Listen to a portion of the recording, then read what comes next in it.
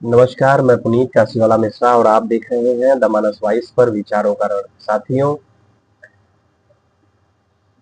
आज जो विषय मैं लेकर के आया हूँ बहुत गंभीर विषय है। दुनिया इस समय ऐसे मोड़ पर खड़ी है जहाँ एक चिंगारी, सिर्फ एक चिंगारी पूरी मानव सभ्यता को आग में झोंक सकती है।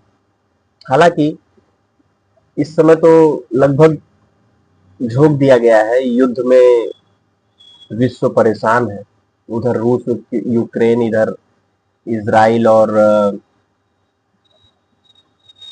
अमेरिका ईरान, उधर जो है अफगानिस्तान, चारों तरफ जो है ऐसा माहौल बना हुआ है। एक तरफ भारत में त्योहार, खुशियां, अभी होली बीती है, विकास की बातें भारत में होती हैं, लेकिन दूसरी तरफ मिडिल ईस्ट में बरस रहे हैं बम, मिसाइलें, ड्रोन और मौत। ईरान और इजराइल के बीच युद्ध भड़क चुका है। अब उसकी आग सिर्फ तेहरान तक सीमित नहीं रही है। इसकी आग की लपटें तेल बाजार तक पहुंच गई हैं, शेयर बाजार तक पहुंच गई हैं और अब धीरे धीरे आपकी जेब तक भी पहुंचने वाली है। आज की इस वीडियो में आप को हम बताएंगे ईरान युद्ध की 8 बड़ी तबाहियां, और साथ ही हम आपको बताएंगे भारत पर इसका क्या असर होगा और प्रधानमंत्री मोदी की क्या रणनीति है। साथियों, उससे पहले मेरा आप सभी से यही निवेदन है, करबद्ध, ये यदि आपने हमारे इस चैनल को अभी तक सब्सक्राइब नहीं किया है तो प्लीज प्लीज प्लीज सब्सक्राइब कर लीजिए।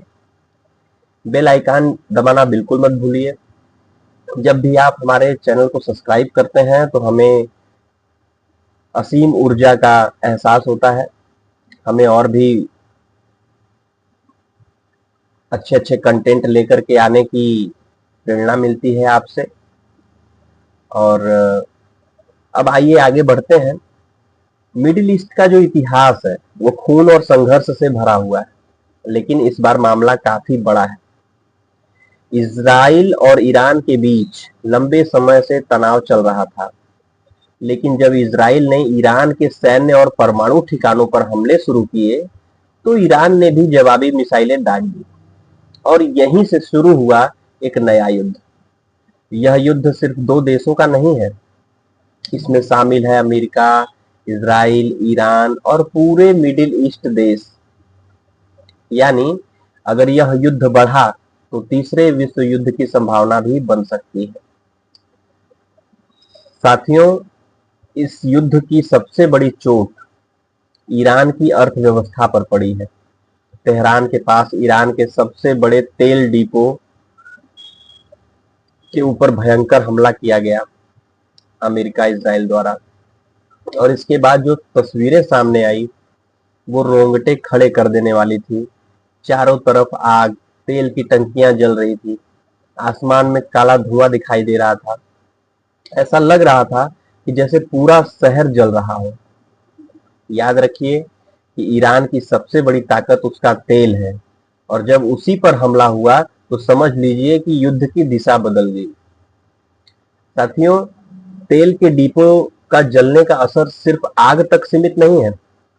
जब लाखों टन तेल जलता है तो उससे निकलती है जहरीली गैसें, सल्फर, केमिकल धुआं, और यही गैसें अब ईरान के आसमान में भी फैल चुकी हैं।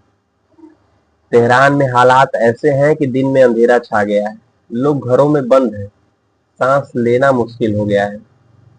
वैज्ञानिकों का कहना है कि अगर यह आग लंबे समय तक चली तो वहां एसिड रेन यानी कि तेजाब की बारिश भी हो सकती है।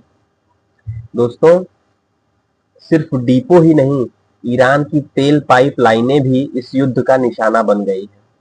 सड़कों के किनारे तेल बह रहा है, पाइपलाइन फट रही है, जगह जगह आग लगी है। तेहरान की कई सड़कें अब युद्ध क्षेत्र जैसी दिख रही हैं। जहां कभी ट्रैफिक चलता था वहां अब आग की नदियां बह रही हैं।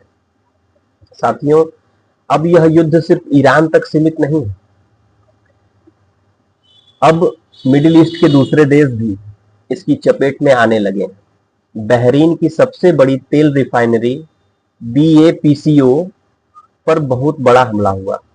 यह रिफाइनरी पूरे मिडिल ईस्ट की सबसे महत्वपूर्ण रिफाइनरियों में से एक है। यहाँ सऊदी अरब, कुवैत और UAE का तेल प्रोसेस होता है। इस पर हमला होना पूरे ऊर्जा बाजार के लिए खतरे की घंटी है। साथियों, अब आते हैं सबसे बड़े आर्थिक झटके पर। कच्चे तेल की कीमत सीधे पहुंच गई $120 प्रति बैरल। याद रखिए कि दुनिया की अर्थव्यवस्था तेल पर चलती है। अगर तेल महंगा हुआ तो पेट्रोल महंगा हुआ, डीजल महंगा हुआ, ट्रांसपोर्ट महंगा हुआ और हर चीज महंगी होगी। यानी महंगाई की सुनामी आने वाली है। दोस्तों, युद्ध का असर सिर्फ भारतीय शेयर बाजार में ही गिरावट नहीं आया है। सेंसेक्स 2000 अंक से ज्यादा गिर गया, निफ्टी 700 अंक गिर गया और कुछ ही घंटों में 13 लाख करोड़ रुपए डूब गए। यह दिखाता है कि दुनिया की अर्थव्यवस्था कितनी जुड़ी हुई है एक दूसरे से, एक दूसरे देशों से। अब बात करते हैं भारत की मुद्रा की। डॉलर के मुकाबले रुपया गिरकर पहुंच गया 92 रुपए प्रति डॉलर। जब रुपया गिरता है तो आयात महंगा हो जाता है, तेल महंगा हो जाता है, महंगाई बढ़ जाती है। इस युद्ध का असर यूरोप पर भी पड़ा है। यूरोप में गैस की कीमतें 30 से 40% तक बढ़ गई हैं, क्योंकि मिडिल ईस्ट दुनिया की ऊर्जा सप्लाई का सबसे बड़ा केंद्र है। अब सवाल ये है कि भारत क्या कर रहा है। भारत ने बहुत संतुलित रणनीति अपनाई है। प्रधानमंत्री नरेंद्र मोदी और विदेश मंत्री सुब्रमण्यम जयशंकर जी लगातार मिडिल ईस्ट के देशों से, अमेरिका से, इजराइल से बात कर रहे हैं। भारत की पहली प्राथमिकता है कि भारतीय नागरिकों की सुरक्षा। करीब 1 करोड़ भारतीय मिडिल ईस्ट में रहते हैं। भारत सरकार हजारों लोगों को सुरक्षित निकाल भी चुकी है। दोस्तों, युद्ध कभी किसी का भला नहीं करता। जब युद्ध शुरू होता है तो सिर्फ सैनिक नहीं मरते, अर्थव्यवस्था मरती है, पर्यावरण मरता है और आम आदमी की जेब मरती है। लेकिन एक बात तो तय है कि भारत आज सबसे पहले से ज्यादा मजबूत स्थिति में है। और अगर दुनिया संकट में है तो भारत समाधान बनने की भी क्षमता रखता है।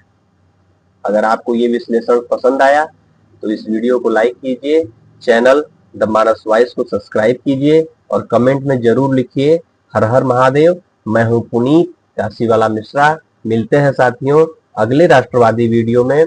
जय हिंद, जय भारत, वंदे मातरम।